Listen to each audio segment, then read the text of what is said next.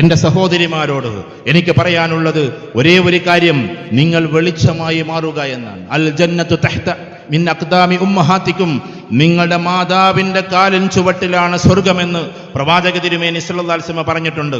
നമ്മളെ ആശ്വാസത്തിൽ അങ്ങനെ ഇരിക്കാൻ, എന്തായിരിക്കുന്നത്?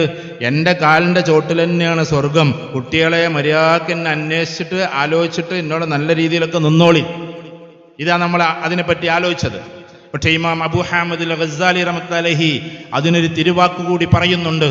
ഈ ഹദീസ് കൊണ്ട് ഉദ്ദേശിക്കുന്നത് എന്തെന്ന് ചോദിച്ചാൽ, അഥവാ മാതാവിന്റെ കാലിൻ ചുവട്ടിലാണ് സ്വർഗമെന്ന് പറയുന്നതിന് മറ്റൊരർത്ഥം കൂടിയുണ്ട്.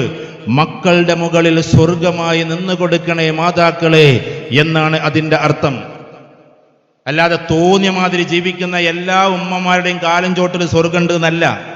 മക്കളുടെ മുകളിൽ സ്വർഗമായി നിന്നു കൊടുക്കുമ്പോൾ ആ കാലിന്റെ ചുവട്ടിൽ സ്വർഗമുണ്ട്. അതുകൊണ്ട്